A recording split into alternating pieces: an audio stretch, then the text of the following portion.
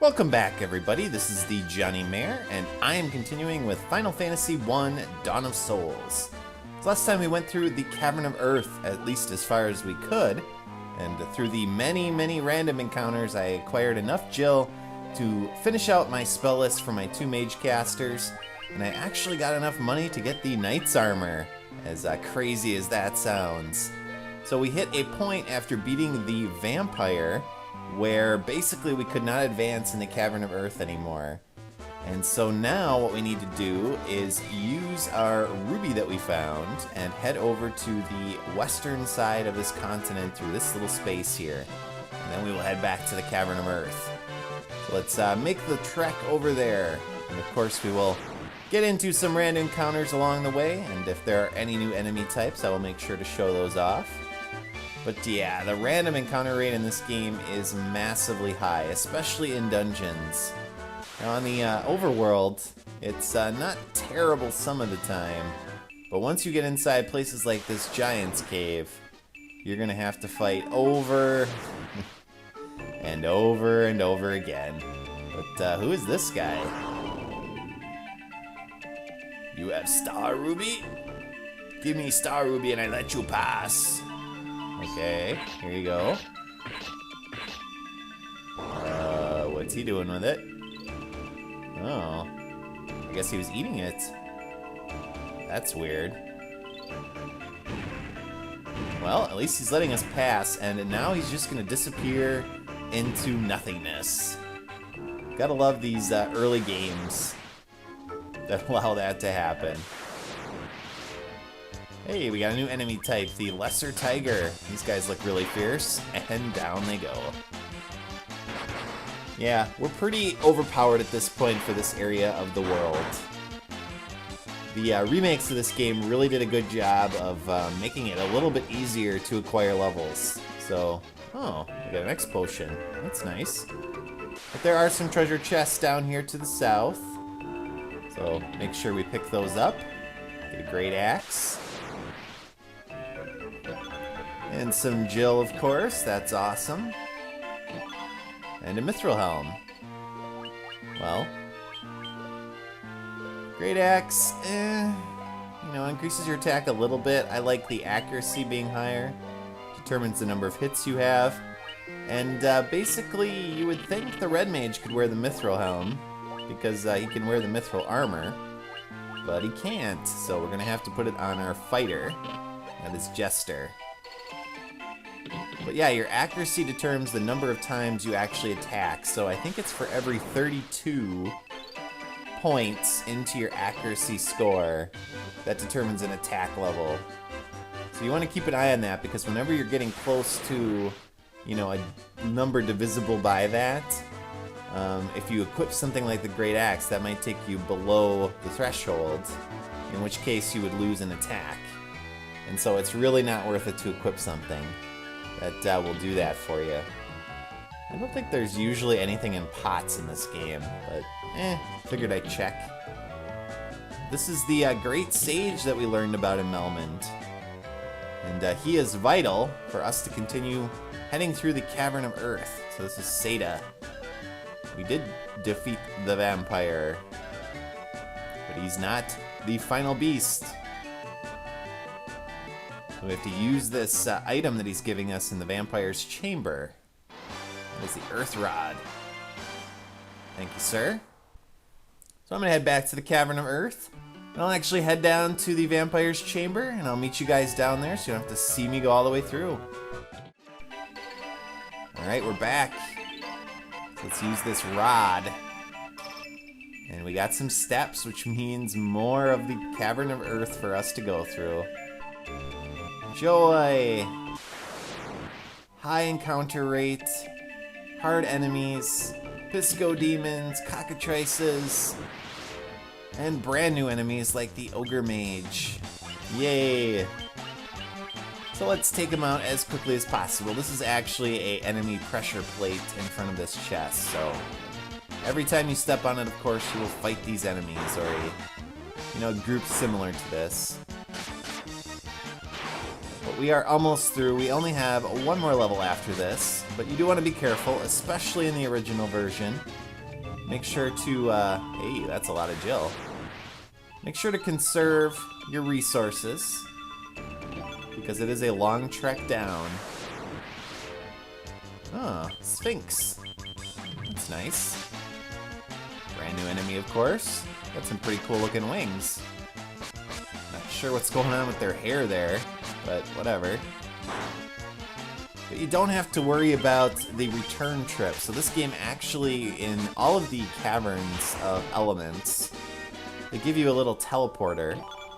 Wow. All that Jill we're getting.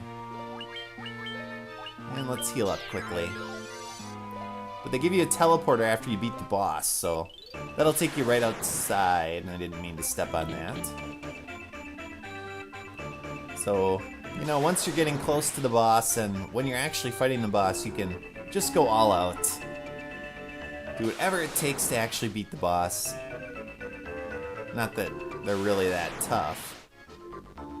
Most of the bosses in this game, except the optional kind of end bosses, are pretty easy.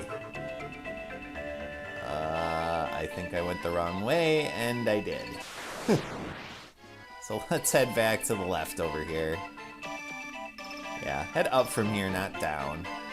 There is another treasure room, but it's way over here.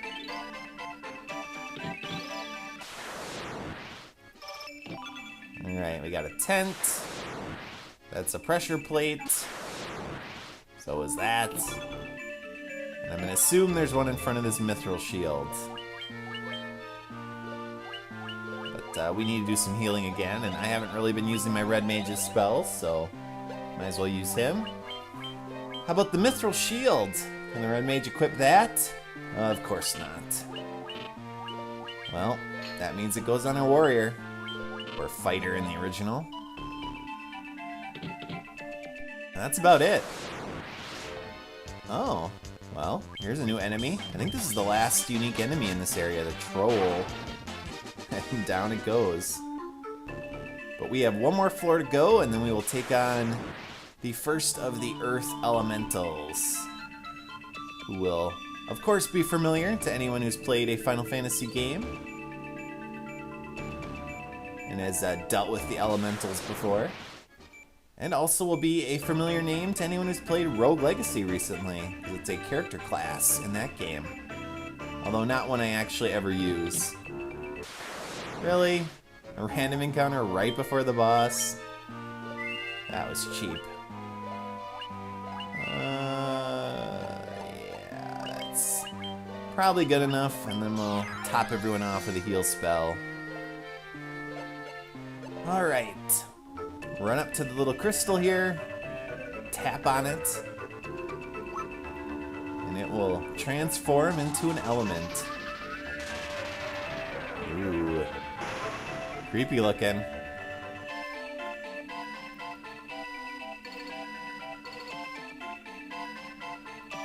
Oh wow. Lich. Fiend of the Earth. You talk big, Lich. And you are big. Wow. But I'm not concerned about you. So we're gonna haste and temper our two attackers. And we're actually gonna put up Null Frost because Lich likes to use a advanced blizzard spell. So that'll protect us from that. But once we get haste and temper up, our characters will be doing quite a bit of damage. And you don't really have to worry about Lich too much, unless you're kind of under-leveled. So depending on where your levels are at this point, his attacks may or may not do good damage to you. And he only has about 1,200 hit points. And his weakness is Fire and Dia, so if you do have extra time with your black mage or your white mage, wow, because we're up to 300 damage already with our fully maxed out fighter. And we might as well boost our thief as well. So here you go, Knack. But you can throw some Dia spells at him as well. He's not going to last much longer. 12 hits. Now, I don't think he's weak to heal, so In fact, I'm not even sure you can target enemies with heal spells in this game. Maybe.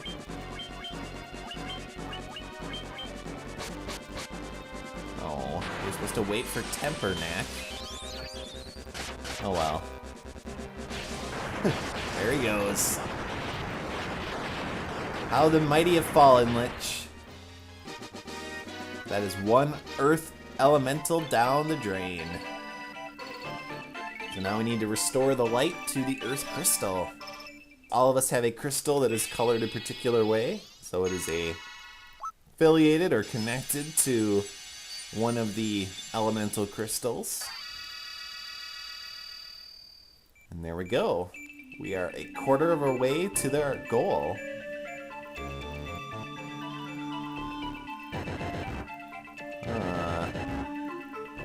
And yes, the little statue I showed you earlier in the game is going to disappear as well. So if we want to access that, although we're not going to for a while, we could certainly do that.